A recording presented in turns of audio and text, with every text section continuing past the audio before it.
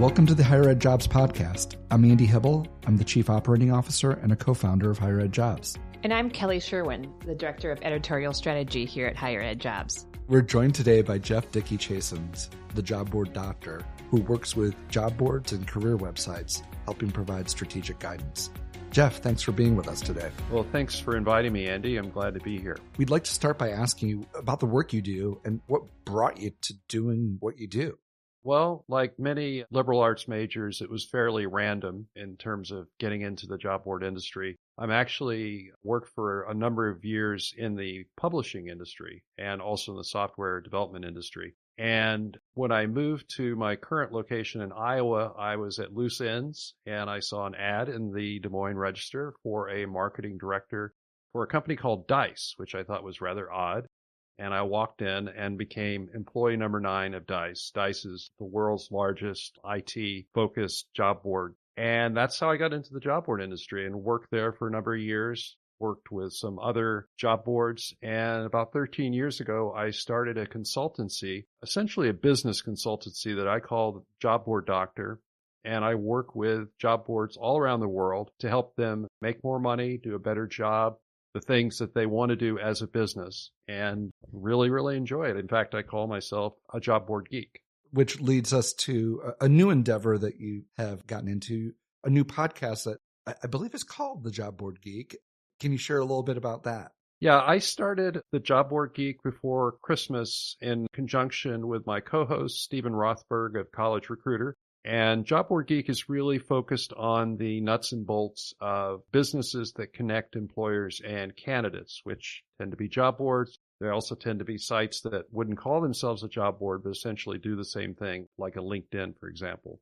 But if you're interested in checking out the podcast, just go to Apple or Spotify or any of the other outlets and type in Job Board Geek, and you'll be able to hear what I have to say about those things. I assume you don't actually have to be a geek to listen to that. You don't have to be a geek. In fact, it may make you thankful that you're not a job board geek like me and some of the people that are on the show.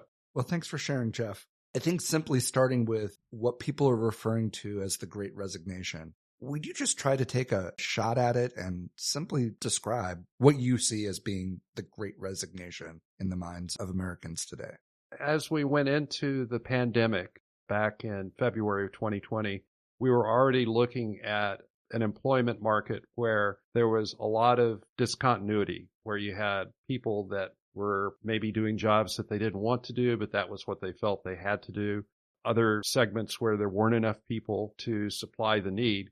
And the pandemic, unfortunately, sort of locked everything in place for a while, where people literally could not go to work for a lot of people. Some people obviously kept going to work, but under very different circumstances. And what people are now calling the Great Resignation, I think, is actually incredibly healthy. What a percentage of people that were in jobs that perhaps weren't enthusiastic about, or they didn't like, or they weren't being paid what they thought they should be, decided to make a change. And this enforced lack of breaking out of the rat race involuntarily gave them a chance to think about doing something different. And I think some of the people that are referred to as part of the Great Resignation are people that would have been retiring anyway, and they just looked at everything and they said, you know what, I can go ahead and do it right now. So you've got a percentage of people that did that. You've got another percentage of people, which I think is much larger, that were essentially trapped willingly or unwillingly in low-wage jobs, particularly people in hospitality and leisure, but also a whole range of people that were probably or definitely not getting paid what they should get for what they were doing. And they decided, hey, you know what? I'm going to go into another field. I'm going to go work somewhere else. And then you have a percentage of people that have been under incredible stress in their jobs. And I'm thinking of people like school teachers, people that are working in the lower echelons of healthcare in terms of wages. And the pandemic has accentuated all the things that they didn't like about their jobs and or made their jobs essentially unbearable for them. And so they've jumped out of their positions as well and are going elsewhere. In my home state of Iowa, we're in an interesting situation where the governor is telling us, hey, we need more educators and we want to pay you a bonus to come here and work. while at the same time the Senate president is denouncing educators for a secret agenda with books and mask mandates and whatnot. So you can see for certain people that are out there working, they would just say, hey, too much. I'm going to do something else. So that's a rather long-winded answer to your question, Andy, but that's the way I look at the Great Resignation. It's sort of a restructuring of parts of the labor market. And I think it's a wake-up call for employers. As one of my colleagues on Twitter has said, essentially, if you're not a very good employer, you're going to have a lot of trouble getting people to work for you, much more than you used to. And the answer is become a better employer. Become an employer where people actually want to work at your business. I think when we hear the shorthand, the Great Resignation, we all kind of have our own perception of exactly what that means. I think you offered a much more robust and a better understanding of what's really behind that general feeling that Americans are having right now. Because one of the things we thought was interesting as we looked deeper into it, according to SHRM, it looks like 2021 saw an average of 3.9 million people per month quit their jobs. Which, let's be honest, I believe it was like a third of the workforce quit their jobs in 2021. That's a lot of people. However, I was shocked to learn that in 2019, before the pandemic, 3.5 million people per month quit their jobs, which makes us a little over a 10% increase in 2021 over 2019. 2021 was the high water mark. So when you look at it statistically, yes, people are quitting their jobs, and turnover has been something that's been very, very much endemic within employment for quite some time now. I believe the statistic has been tracked by the Bureau of Labor Statistics for about 20 years now. In all but 3 years, it's been more than 2 million people per month quitting their jobs. So when you're looking at it, turnover has been something that's been part of us, but it's different now. I think going to some of those highlights and drilling down deeper is really important. Obviously, we kind of talked about, you did a great job of laying out how specifically people are coming to it. Why do you think it resonates so much now with Americans when they hear it? And it's just like, yes, of course. Beyond the pandemic and thinking about pre-pandemic, why do you think that this is now resonating? Well, I don't know the exact number, but I've seen numerous articles that have basically said real wages for most people have not increased in the past 30 years. And this is part of the problem with the shrinking of the middle class in the United States, is there has been a redistribution of wealth from the middle class to the upper 1%. That's not a phantasm, that's a fact. And sometimes you have a large dislocation event like the Great Recession or like the Depression or like the pandemic, where it stops people in their tracks. And they're sort of like the old thing of a frog that's in water that's being turned up very, very gradually. You don't realize what's going on, and then suddenly, oh my gosh, I'm gonna go crazy. And the frog is everyone in the U.S. Some of us are saying, hey, you know what? I'm still okay with what I do. I like what I do. But a decent percentage of people are like, it's time to make a change. There's nothing like a good life and death pandemic to make you look in the mirror and say, is this really what I want to do for the rest of my life? I used to work in the hospitality industry. I was a chef, and those jobs in hospitality were horrible. They've always been horrible, and they've always been low paying. And it's an industry that's always depended on a steady stream of people that are willing to take low paying, hard, dangerous jobs regardless. And I think right now we're starting to hit the wall on some of those industries that depend on these types of employees, where those employees are saying, hey, you know what? I would rather do a remote job and get paid $15 or $20 an hour than work holidays in the back of a kitchen for $7.50. You can say that this problem has been around for a while, but I think that the pandemic was essentially the jarring event that sort of shook everyone up. And it's also put incredible stress on everyone, whether or not you were personally affected by COVID or your family was affected, whether you stayed home or whether you kept going to work. It's just another level of stress, and it's very sudden and it doesn't let up. And, when people get stressed, they at some point have to react. They have to do something. And in the employment world, that's what we're seeing. We're seeing people sort of doing things that are changing the dynamics for many industries. Jeff, I wanted to go back to what you were saying about this being a wake-up call, which I think is a great way to put it. like you just said, it's a wake-up call for a lot of job seekers or employees realizing this is not the career path, this is not what they want to do. But I also think it's a wake-up call for employers. And I was reading an article the other day that said, how do we go from burnout to demoralization in such a quick time? And how leaders need to address this, because obviously we've identified the problem and we can't just pretend there's no problem. Leaders can't just hope that things are going to get better. So do you have any suggestions on how leaders in higher ed can address this situation of poor morale and people quitting and people not wanting to accept jobs and HR having, a hard time with people not showing up for interviews and things like that? I was reading a really interesting analysis of this, and I can't remember the author, but one of the things that she said really resonated with me, which is there are a lot of sort of superficial or not so superficial markers for how you can show respect or not show respect. But she said the ultimate thing is that if you're an employer, you need to show respect for the people that you employ. And if you don't respect them, then what the employee takes away is, I'm being humiliated by my boss. And that humiliation will turn into anger, will turn into, I'm going to leave this job, or will turn into things that they do on the job that are, obviously not in the interest of the company. And it's such a simple thing as an employer to show respect for people. But employees are not stupid. You can say, I respect you, I think you're great. But if I underpay you, that's a form of humiliation. If I say misogynistic things in the workplace, or if I tolerate that kind of behavior, that's a form of humiliation. You have to be sort of a full person as an employer and say, I'm human, you're human, I respect you, I appreciate the things you do, and here are some ways I'm going to underlie that. You have to sort of walk the walk all the way through everything you do for the employees.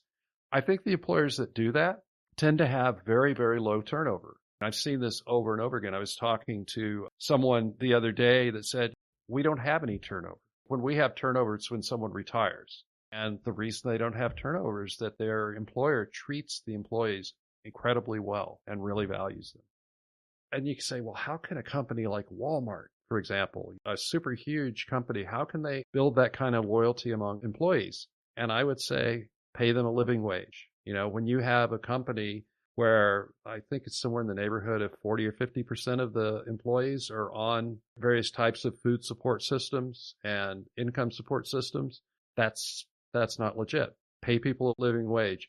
Give them the opportunity to have input into their own work area, their own workspace. Make them feel like they have a voice. Those are just some basic things. And if I was an employer, I am an employer, but I am the employee, so it's kind of hard for me to get into a big discussion about employee rights with myself. But if I was an employer and I had a lot of employees, when bad things happen, that's when I would double down on doing good things for my employees, because I don't want to take a chance losing them and losing the ability for the organization to do what they do. Thank you. I think you summarized it really well there, all the points that you said. And not only pay, but the point of listening and having your employees have their voice respected, I think is huge.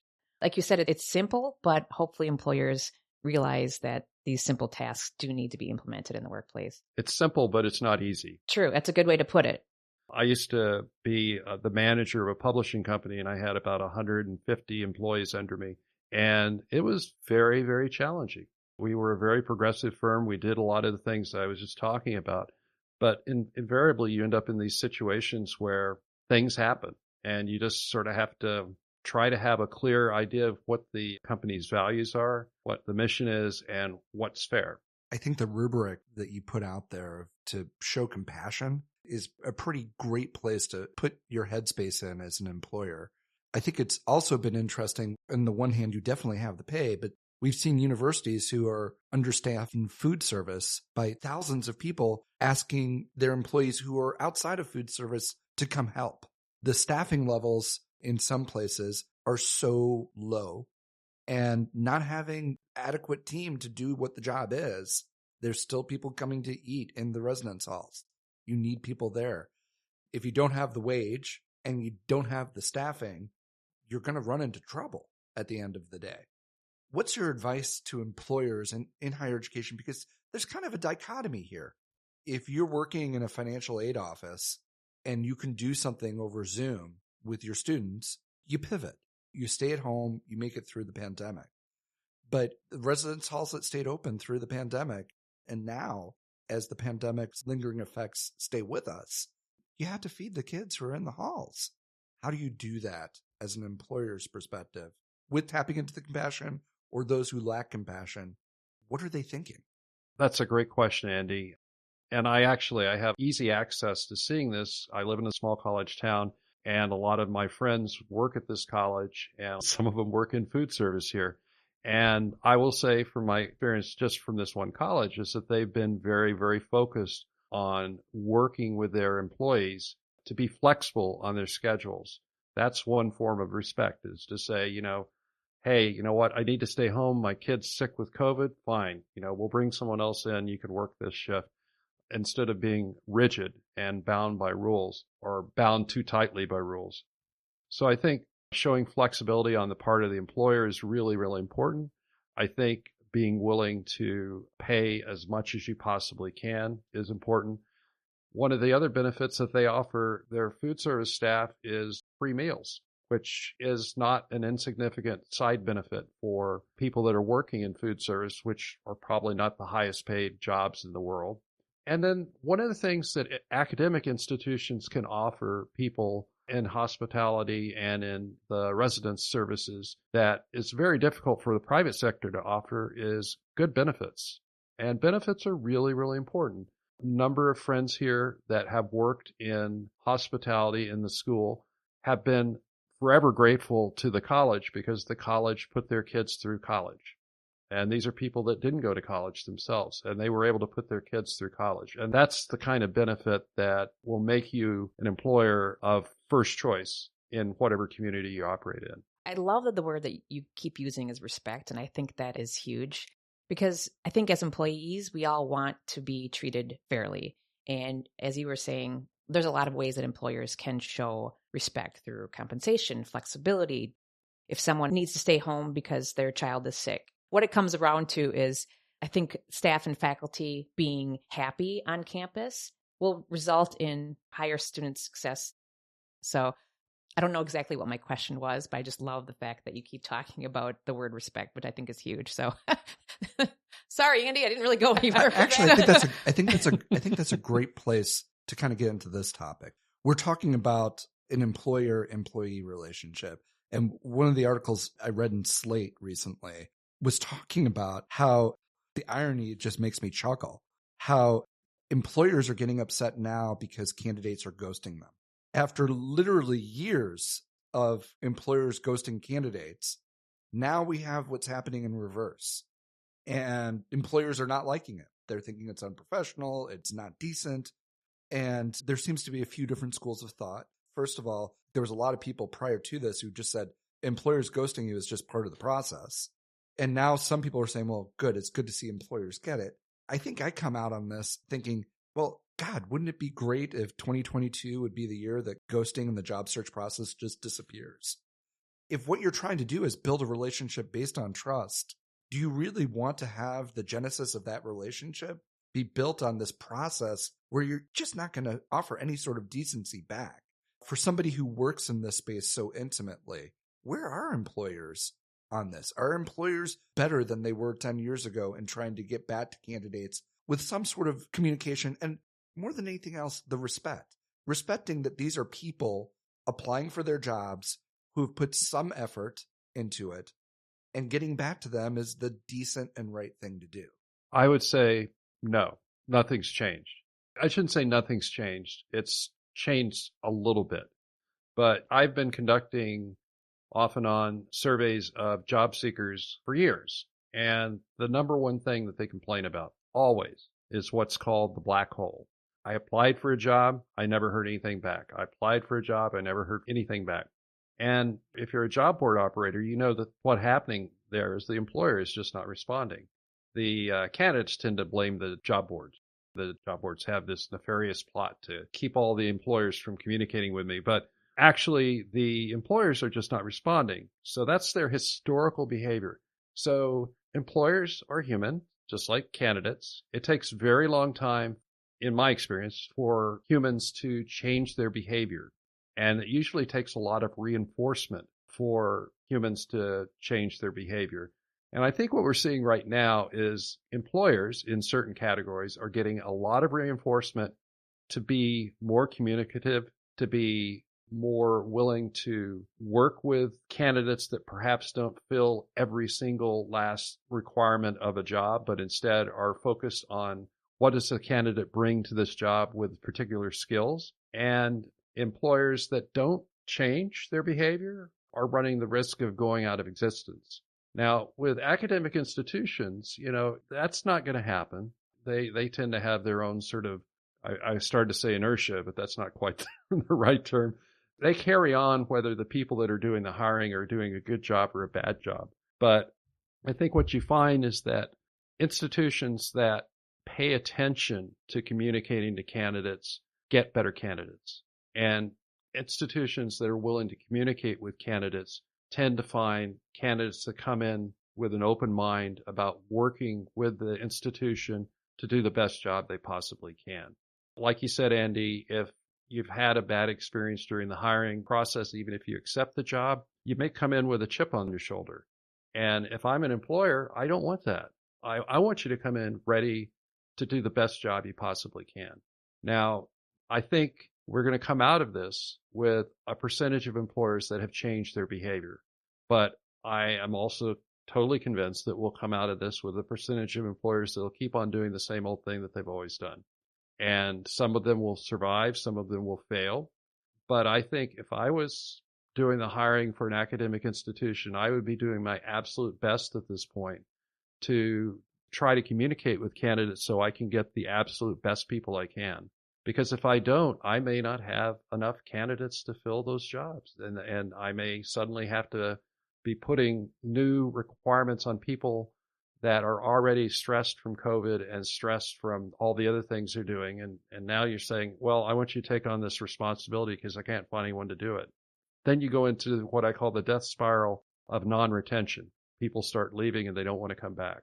As you're talking there, I was going to say how you're stressing the importance of employers communicating to job seekers, but I also think employers have to make sure they are retaining those good employees, because I think we all know that. I think the latest stat was like it costs 2.5 times someone's salary to replace that person. So I do agree with you that I think some employers are going to realize that they have to change. I think some employers are going to realize too late that they probably should have changed and they lost some really good, valuable employees. But yeah, instead of just, if someone gives their 2-week notice, the employer can't just say, okay, sorry, it didn't work out. They have to do something to actually address what was the issue. Why are they leaving? Are they overburdened? Are they underpaid? Like, what is the issue? I think that's a huge thing that employers need to realize. They have to find out what the problem is before they can resolve it. And I would say that in my experience, most employers pay far too little attention to why people leave. They usually don't pay attention to it until it becomes a crisis. In our state government, we have a crisis right now of sexual harassment. And the reason people are now paying attention to it is that the state has paid out millions and millions and millions of dollars to victims that have successfully litigated against the state. The same thing happens to universities. And you don't want to be that school that has a harassment problem that shows up in the newspaper, right? Instead, why don't you just be a place where that sort of behavior is not tolerated and that people feel like they can talk about it? It seems to me that it's always easier to avoid creating problems than it is to solve them afterwards. And I think, getting back to your original comment, with employers, that one of the best things you can do is have a thorough exit interview process and really look at the information and communicate it up into the organization as to why people are leaving or why are they staying. Coming back to the idea that you want somebody to be excited about starting their new job, enthused and ready to do the best job they possibly can, I think one of the parts that colleges and universities could really look at is understanding the process that their new employees just went through has been a very challenging, stressful, and at times demoralizing process. I think having some empathy, understanding that your new hire was just a candidate is so important. So one of the things that we try to do is to bring some stress release to the part of being a candidate. And what we've asked certain guests to do is add to our Spotify playlist Music's a great way to blow off some steam and to motivate yourself. If there's one Jeff Dickey Chasen's choice song that is on the must listen to for a job seeker, what's that song and why? This is a great question, and I'm really torn between two songs, but I have to only give you one. Is that what you said? It's two if you want. Okay. So the first one that comes to mind is a song by The Clash, the English punk band, called Career Opportunities. And it was written at the height of a big depression in England, and it's very sardonic, but it has some good things to say. But I guess I'll have to also include the very first song from the very first album by really great songwriter and performer Elvis Costello, called Welcome to the Working Week. And it's it's a wonderful way to start an album, but it's also a wonderful way to sort of think about, I'm stuck in this job, I'm doing stuff I don't want to do, and nonetheless, I got to do it. Those are both excellent. We look forward to continuing a conversation with you, and I hope the next time we have you back that we can have you go across the pond with the songs you suggest and maybe talk about some American artists who can contribute to it, although those are two great songs. So thanks for joining us, Jeff. Thank you, Jeff. Thanks for having me.